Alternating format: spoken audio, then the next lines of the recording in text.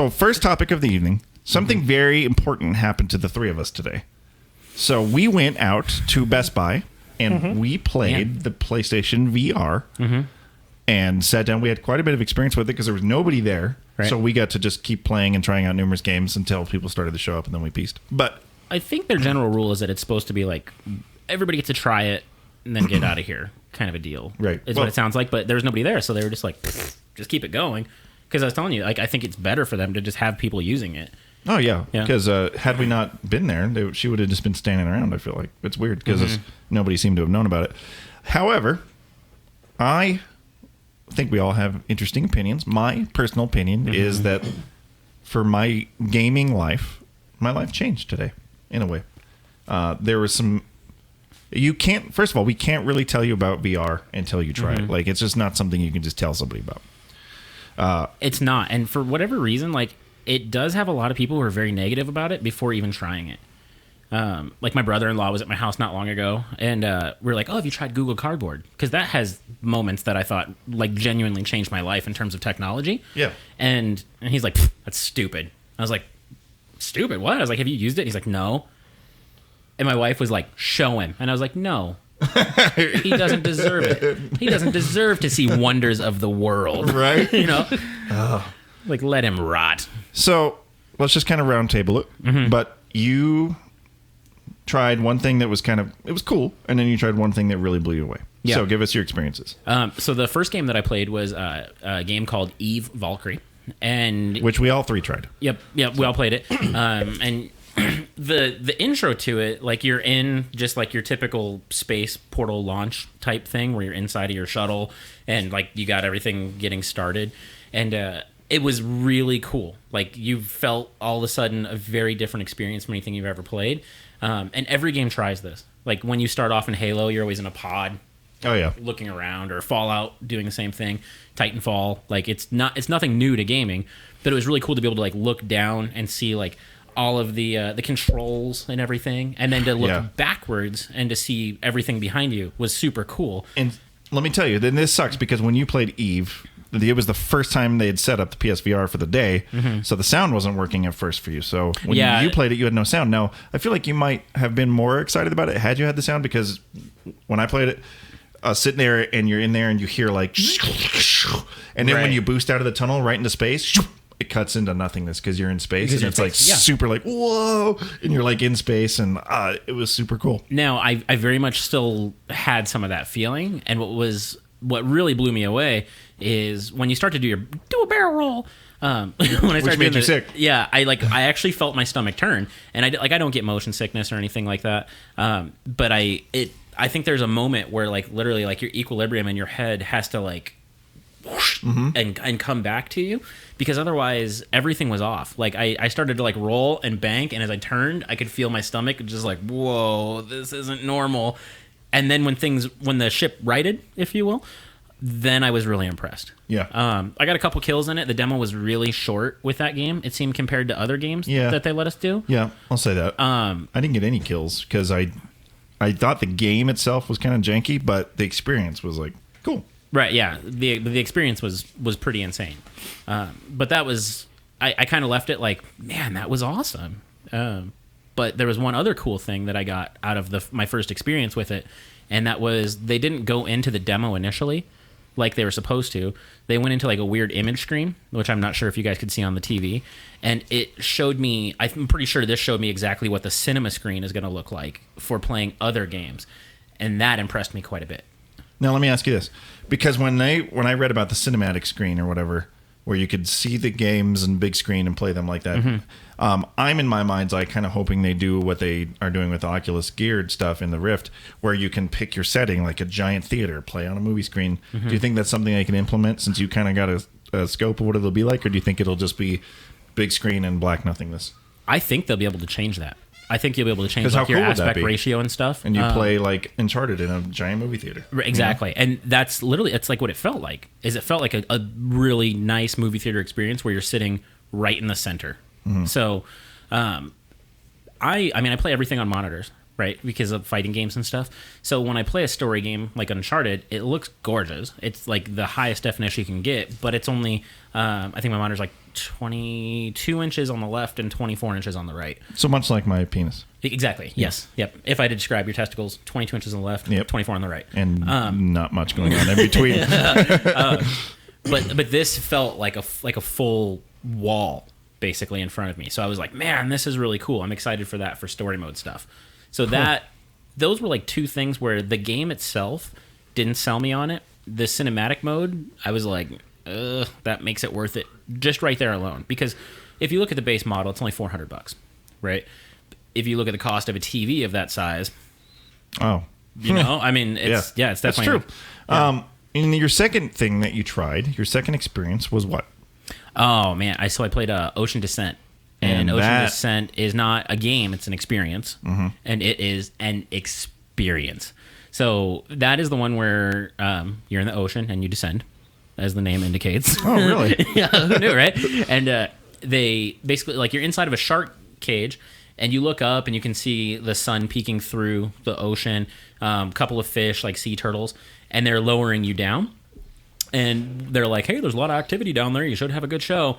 And as they lower you down, you go through like different sea floors and it gets darker and darker. And the experience becomes more and more intense as things go wrong. And that's the one that you've seen has the shark attack. Mm-hmm. And Gordy, I don't know if you can find any footage of it or whatever. We didn't tell him to do it. Yeah. That's our bad. Man, Lasama, I love you. I'm going to take this off. I'm sweating in this baby. Keep going. Keep going. Let me see them. Man, it's getting hot in here. Isn't it? I'm just kidding. I'm always wearing shirts. Timmy TJ layers combo. So many shirts. But she asked me, she's like, you're not afraid of sharks, are you? And I'm like, no, we're video games. And then at the end of the experience, I was like, maybe I should have answered that question differently because it is genuinely intense. What was the sound like? Did it sound like you were underwater? I did. Yeah. Like you could almost feel like there was a pressure to it.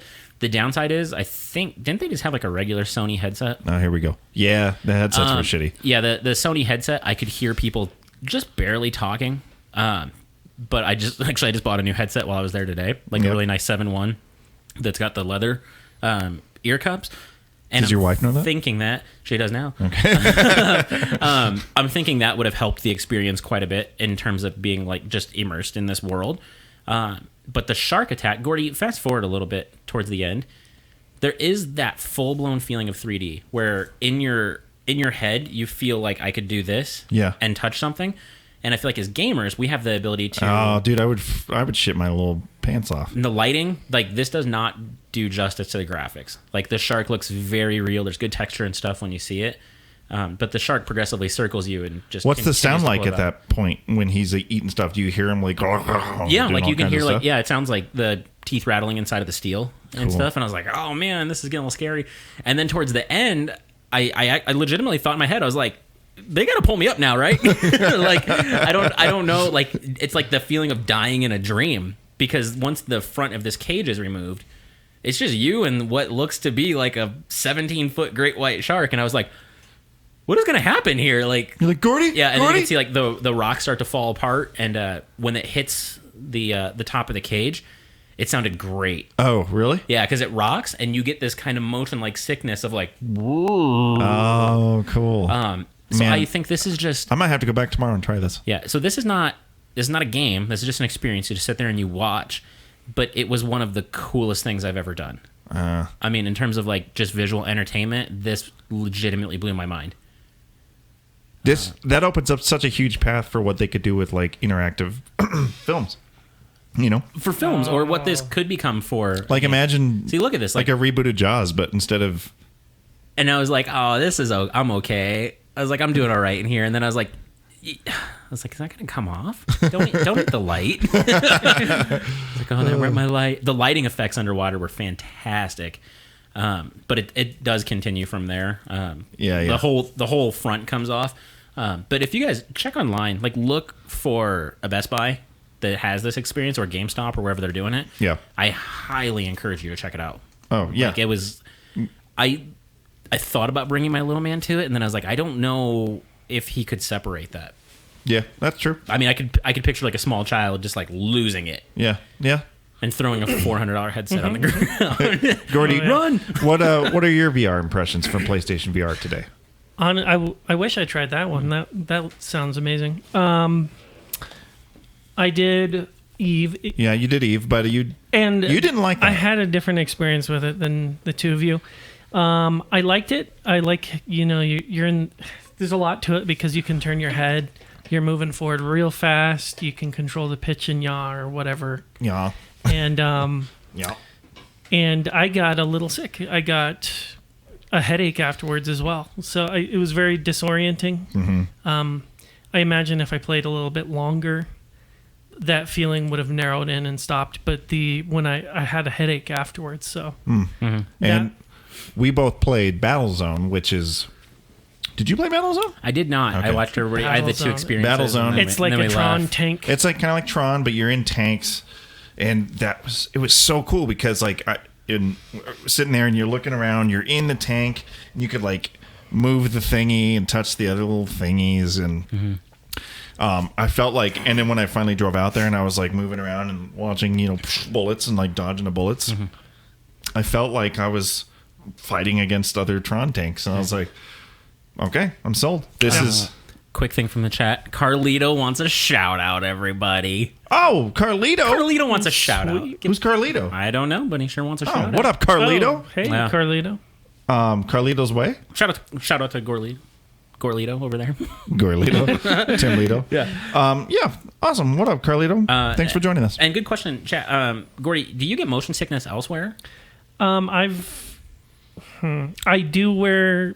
glasses. I have when I'm looking at computer screens close. You should try out no scopes. It could be related to that because it's I have there's a group of muscles, a bundle of muscles in the back of my eye that makes it hard for me to focus on certain types of vertical lines when they're close together.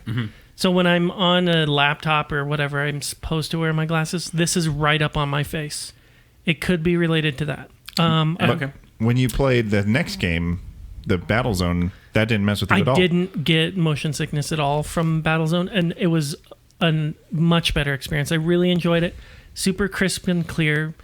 It's just well done game. It was super good. The plane itself of Battlefield, though, was very much... Battlezone was just... It was an even plane. As Yeah, opposed to Valkyrie, where you're literally barrel rolling while, like, turning a huge flip reverse thing. So I could see how that would cause a difference in there. And actually, I have gotten sick a couple times on flights, so, who can say? Oh, Adam Ronan with the chat gold. Now, something that could be cool is they're talking about how this could be a 2-player experience.